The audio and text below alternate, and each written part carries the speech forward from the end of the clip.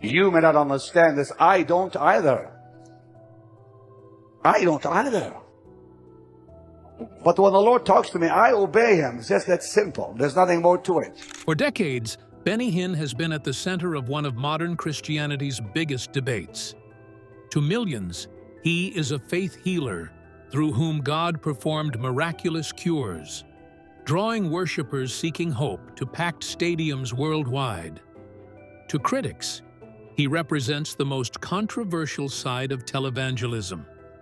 His ministry has endured lawsuits, investigations, Senate scrutiny, scandals, and constant media attention. But more recently, things aren't looking good for Pastor Benny Hinn. To understand why, we have to start from the very beginning. The making of a miracle man. Long before he became one of the most recognizable televangelists on the planet, Benny Hinn was simply Tufik Benedictus Hinn, born on December 3, 1952, in Jaffa, Israel. His family belonged to the Greek Orthodox tradition and lived in what was then a rapidly changing region. Everything changed after the 1967 Six-Day War, when the Hinn family emigrated to Toronto, Ontario, Canada. The move uprooted the teenage Hinn from the Middle East and placed him in a country where evangelical Christianity was expanding rapidly. By his own account, he struggled with a severe stutter as a young man and was painfully shy. Yet, within a few years, the immigrant teenager would begin a transformation that would eventually make him one of the most famous and controversial religious figures in the world. 1972 was the turning point in his life. On December 21st of that year, shortly before his 20th birthday, he says he experienced a dramatic conversion to evangelical Christianity after attending a revival service in Toronto. Around the same period, he became deeply fascinated by the ministry of renowned healing evangelist Catherine Kuhlman. Although Hinn admired Kuhlman from afar rather than serving as one of her associates, he later credited her with profoundly shaping his understanding of divine healing and the work of the Holy Spirit. He consumed recordings of her sermons, studied her methods, and closely observed how her meetings blended emotional preaching, testimonies of healing, and dramatic moments of spiritual manifestation. Those influences would become unmistakable features of his own ministry in the years ahead. Throughout the 1970s, Hinn began preaching in small churches and prayer gatherings around the Toronto area. Unlike many established ministers, he had no formal theological degree from a seminary. Instead, his reputation grew through word of mouth among charismatic Christian circles that emphasized spiritual gifts such as prophecy, healing, and speaking in tongues. His sermons increasingly focused on miracles, divine healing, and the immediate presence of the Holy Spirit. While his audiences remained relatively modest during these early years, his energetic delivery and confident style began attracting attention beyond local congregations. Believing his ministry had a greater future in the United States, Hinn relocated to Orlando, Florida in the early 1980s. In 1983, he founded the Orlando Christian Center, which quickly expanded from a small congregation into one of Central Florida's fastest-growing charismatic churches. Weekly attendance climbed into the thousands, reflecting the broader growth of Pentecostal and charismatic Christianity across the United States during that decade. Orlando also offered strategic advantages. It was a rapidly expanding city, a tourism hub, and a place where religious broadcasting networks were flourishing. From this new base, Hinn's ambitions began extending far beyond a single church.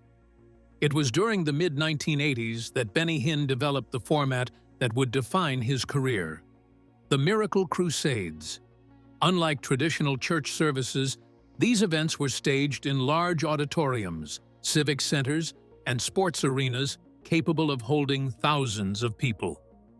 Worship music built anticipation before Hinn appeared on stage, preaching about God's healing power before inviting those suffering from illness to come forward.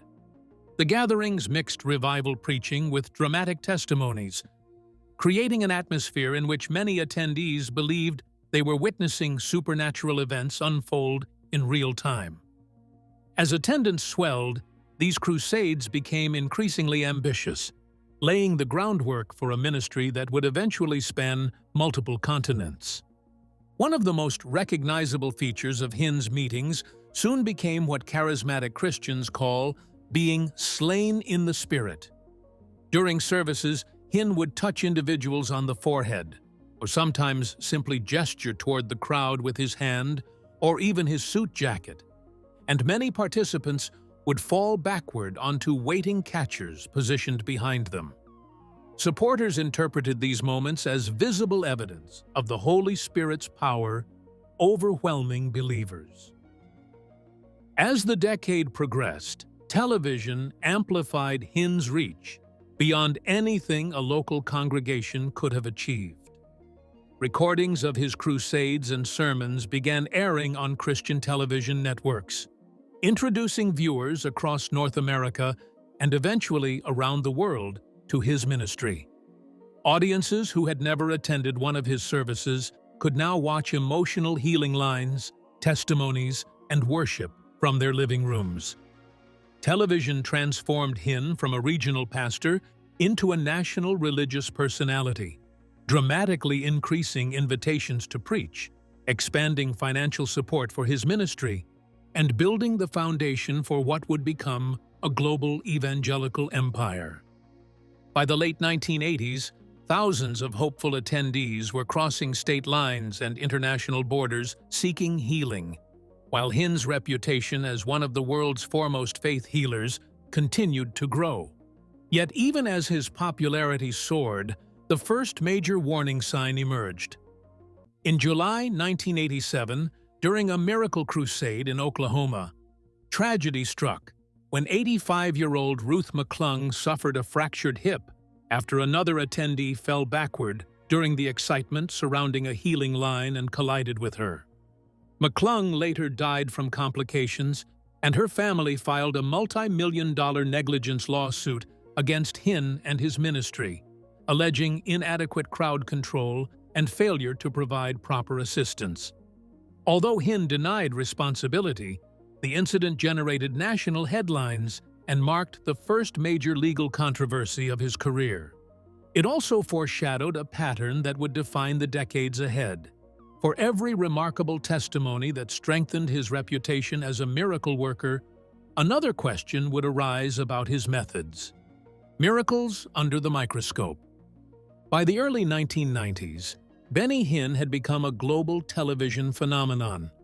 His weekly program, This Is Your Day, began reaching millions of households through Christian broadcasting networks, carrying scenes of packed arenas, emotional worship, and dramatic healing testimonies into living rooms across North America, Europe, Africa, Asia, and Latin America. The program transformed Hinn into one of the most recognizable faces in modern televangelism. The reach of television meant that even people who had never attended one of his miracle crusades felt connected to the events. The claims made during those broadcasts were extraordinary. Hinn's meetings regularly featured testimonies from people who said they had been healed of cancer, paralysis, blindness, deafness, multiple sclerosis, chronic pain, AIDS, heart disease, and other severe illnesses after prayer. His ministry often spoke of thousands of healings occurring each year, while viewers were encouraged to believe miracles could happen not only in the arena, but also through television screens as they watched from home. Supporters described these services as visible proof that divine healing was still active in the modern world. Thousands traveled from different states and countries, hoping to become the next miracle testimony, often enduring long journeys and significant personal expense in pursuit of healing. Yet the very scale of those claims attracted unprecedented scrutiny. medical professionals questioned why conditions supposedly cured during televised services rarely appeared in peer-reviewed medical literature or independent clinical documentation. Journalists began asking a straightforward question. If thousands of medically impossible healings were occurring every year, where was the evidence? Former attendees also started sharing stories of illnesses that had returned or never improved, despite emotional experiences at crusades. One of the earliest and most influential investigations came from Inside Edition. An undercover producer attended one of his healing services while pretending to suffer from cerebral palsy, despite having no such condition. After interacting with ministry staff and appearing in the healing line, the individual publicly claimed to have been miraculously healed. According to the investigation, that testimony was later broadcast by Hinn's own television ministry as evidence of divine healing. The incident demonstrated that miracle testimonies were not always independently verified before being presented to millions of viewers. The questions did not stop there. In 2001, HBO released the documentary A Question of Miracles, directed by Anthony Thomas. Rather than focusing solely on Benny Hinn, the film examined several prominent faith healers and followed individuals who had claimed miraculous recoveries during crusades. The documentary revisited participants months after their experiences, seeking medical confirmation of the reported healings. While many interviewees remained convinced they had experienced something spiritually significant, the filmmakers reported they could not independently verify miraculous recoveries through medical records or physician evaluations. Perhaps the most widely discussed investigation arrived in 2004, when the Canadian Broadcasting Corporation's The Fifth Estate aired its documentary, Do You Believe in Miracles? Using hidden cameras and undercover reporting, journalists examined how participants were selected before appearing on stage during Benny Hinn's crusades. The program alleged that ministry staff screened attendees before they reached Hinn, often directing those with less visible illnesses toward the stage, while individuals with severe physical disabilities were less likely to appear before television cameras. According to the documentary, screeners sought participants whose conditions were difficult for audiences to independently evaluate, making dramatic healing testimonies easier to present during live broadcasts. Among the documentary's most emotional moments was the story of Grace, a young Canadian girl living with muscular dystrophy. Her family traveled to Hinn's meeting, hoping she might receive prayer for her progressive disease. Hidden camera footage and interviews suggested the family was prevented from reaching the main prayer line, despite their determination to have Grace personally prayed over. As scrutiny intensified, major news organizations across several countries launched their own examinations of Hinn's ministry. The Empire of Faith, Fame, and Fortune. While he continued preaching salvation and divine healing, Hinn also frequently taught that God desired believers to experience financial blessing, and that generous giving to God's work could unlock those blessings. One of the most recognizable elements of Hinn's fundraising became the concept of seed faith. Borrowing from a teaching popularized decades earlier by televangelist Oral Roberts, Hinn encouraged viewers to plant a financial seed by donating to the ministry with the expectation that God would multiply that gift in return. During television broadcasts and crusades, viewers were often urged to sow offerings while believing for healing, employment, debt relief, restored relationships, or unexpected financial breakthroughs. As donations poured in from around the world, Hinn's personal lifestyle also became increasingly visible. Investigative reports and media coverage documented luxury homes, upscale hotels, expensive automobiles, and frequent travel aboard private aircraft. Among the most widely reported properties was a multi-million-dollar oceanfront mansion in Dana Point, California, purchased in 2004 for approximately $10 million before later being sold. Television investigations also highlighted Mercedes-Benz vehicles, luxury accommodations during ministry travel, and chartered or privately operated aircraft used for international crusades. Hinn defended such travel as necessary for conducting a worldwide ministry that held events across dozens of countries each year. Nevertheless, images of lavish living contrasted sharply with repeated appeals for financial support from ordinary believers. Those images fueled a growing public debate about accountability. Critics asked whether donations intended for evangelism, humanitarian work, and ministry operations were indirectly financing an extravagant lifestyle. Moreover, since Benny Hinn Ministries was organized as a tax-exempt religious organization, it was not subject to the same public financial disclosure requirements as many nonprofit charities. The scrutiny reached Washington, D.C. and November 2007, when Republican Senator Chuck Grassley of Iowa, then the ranking member of the Senate Finance Committee, announced an investigation into 6 prominent televangelists. Benny Hinn was among them. Grassley's office requested extensive documentation concerning executive compensation, board independence, luxury travel, housing arrangements, ministry assets, and whether charitable funds had been used for personal benefit. Over the next several years, Hinn's ministry responded to requests for financial information while publicly defending its operations.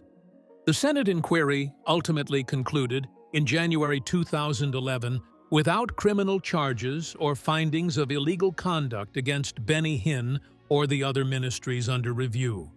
However, Grassley expressed concern that several organizations lacked sufficient independent governance and accountability.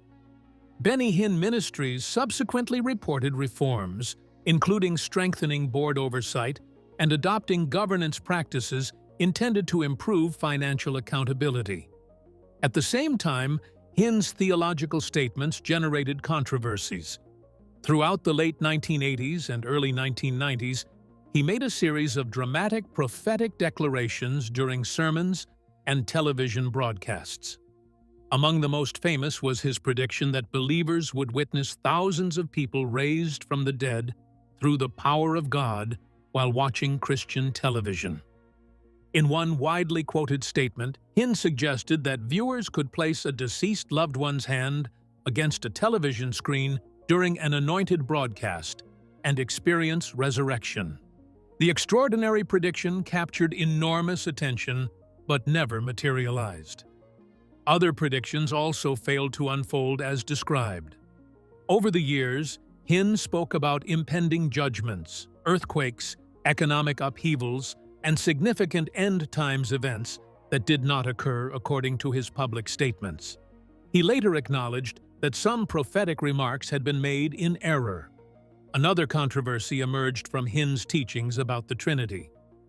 During several sermons in the early 1990s, he made speculative remarks, suggesting ideas about the nature of God that many theologians considered inconsistent with historic Christian doctrine. Some statements appeared to imply multiple separate manifestations of God in ways that alarmed even leaders within charismatic and Pentecostal movements, communities that had otherwise been sympathetic to Hinn's ministry. Facing mounting criticism, Hinn later retracted portions of those teachings. But this was not the extent of his troubles. Cracks inside the Hinn empire. By 2010, Benny Hinn had survived years of investigations, critical documentaries, and controversy surrounding his healing ministry. But his most damaging crisis came from his personal life. After more than 30 years of marriage, his wife, Suzanne Harthorne Hinn, filed for divorce in Orange County, California, citing irreconcilable differences. The couple had long presented themselves as partners in ministry.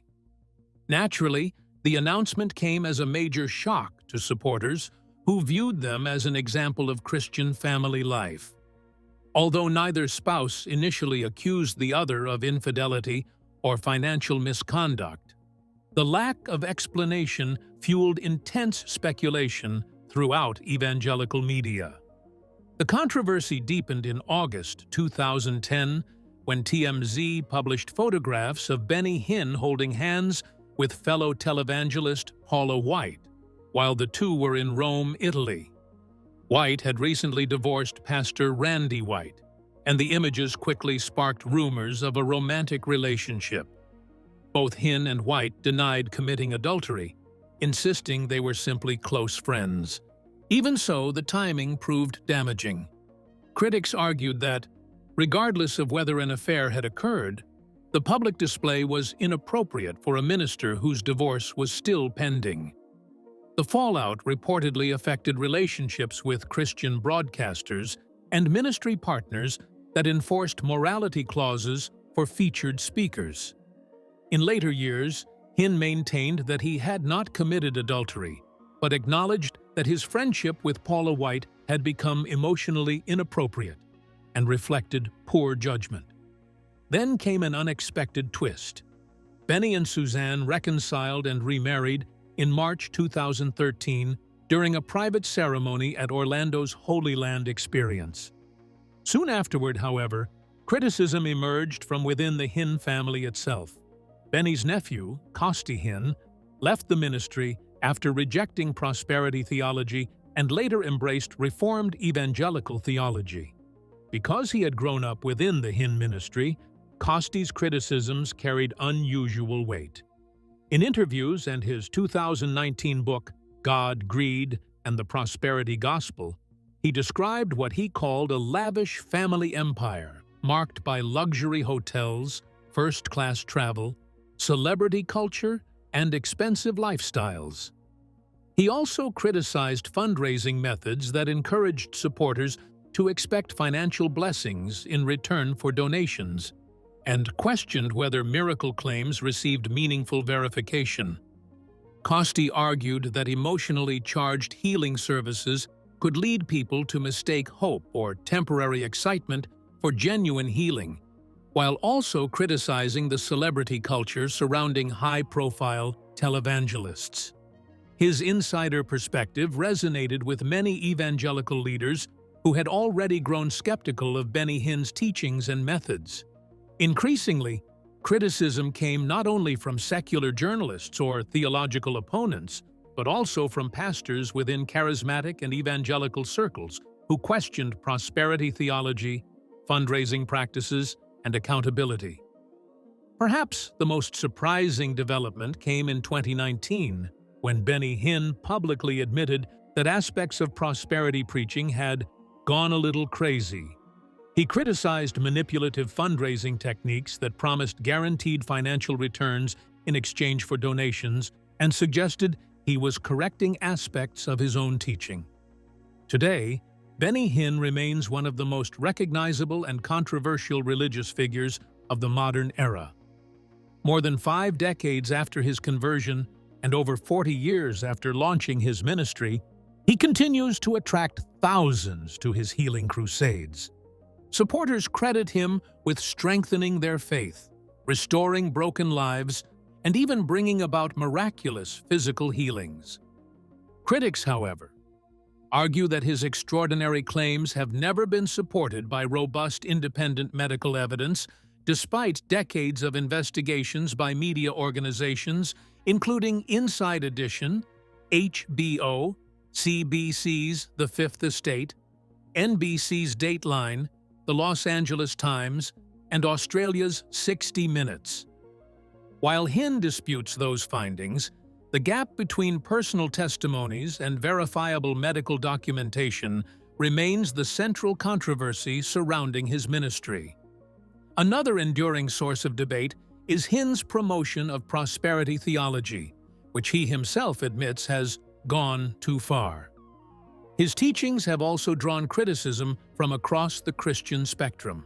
Conservative evangelicals, Reformed theologians, cessationists, and even many charismatic and Pentecostal leaders have challenged his miracle claims, financial practices, prophetic statements, and methods of ministry. Regardless of where people stand, Hinn's influence on modern televangelism is undeniable. His miracle crusades helped popularize large-scale healing events broadcast worldwide, inspiring countless ministries that followed. At the same time, his career has become synonymous with debates over faith healing, prosperity theology, media-driven evangelism, and religious accountability. In recent years, Hinn has acknowledged mistakes, moderated some of his teachings, and expressed regret over certain past statements. There have been investigations, lawsuits, failed prophecies, public controversy. Naturally, Benny Hinn's legacy remains unresolved. Is he a prophet or a profiteer? You decide. Well, that's it for now. Thanks for watching. Did you like this video? If you did, please consider liking, dropping a comment, and hitting the subscribe button so that you don't miss out on our new uploads. Also, don't miss this video you see on your screen right now. It's truly unbelievable.